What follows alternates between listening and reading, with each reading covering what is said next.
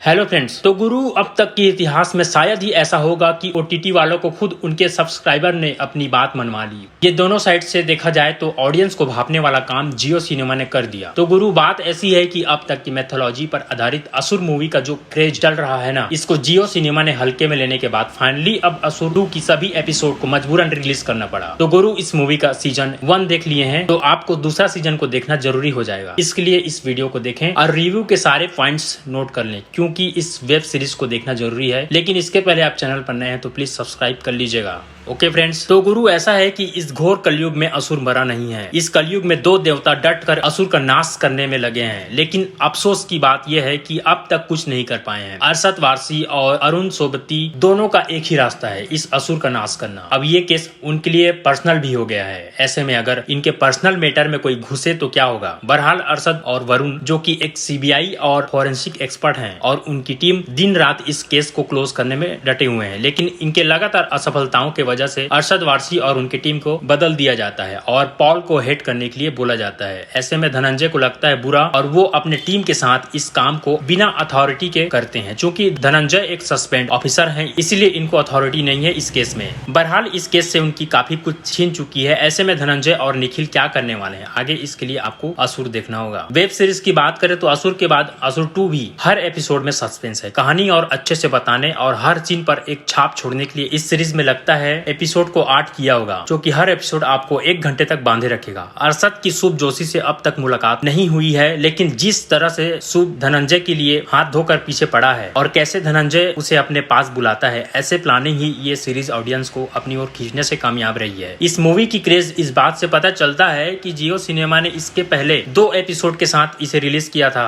उसके बाद हर दिन एक एपिसोड रिलीज करने का प्लान था, लेकिन पब्लिक की डिमांड की वजह से इस सीरीज के सारे एपिसोड को अपलोड करना पड़ गया। ऐसे में आप समझ सकते हैं कि इस सीरीज का जलवा कितना है। अरशद और वरुण की एक्टिंग लाजवाब है। इसमें सभी स्टार कास्ट की एक्टिंग आपको अच्छी लगेगी। असुर की कहानी एक मैथोलॉजी पर आधारित एक क्राइम सस्पेंस सीरीज है, जो कि बाकी वेब सीरीज से अपने आप को अलग पहचान देती है। वही एक चमत्कार और साइंस को जो तालमेल करके बनाया गया है, अलग ही एक्सपीरियंस है। अब तक इस सीरीज में कुछ बातें खल सकती है आपको, जिसमें शुभ जोशी जो कि अपने आदमियों को क्राइम के लिए कैसे मनाता है, या ये कहें कि कब इनसे मिला गया था, ये सब का जवाब मिलेगा आपको, लेकिन उतनी क्लियर तरीके से नहीं। इस सीबीआई टीम के सबके लाइफ में कुछ प्रॉब्लम्स हैं। रोमांस नाम की चीज नहीं है और ना ही कोई सॉन्ग। अगर आपको ऐसी मूवी की तलाश है जो सस्पेंस थ्रिलर हो, तो आप इस वेब सीरीज को देखकर मजे ले सकते हैं। बाकी तो जो असुर देखा है उनको तो देखनी ही पड़ेगी, क्योंकि रहा नहीं जाएगा। तो गुरु, ये थी असुर 2 का रिव्यू। मिलते हैं अगले वीडियो में। Thanks for watching.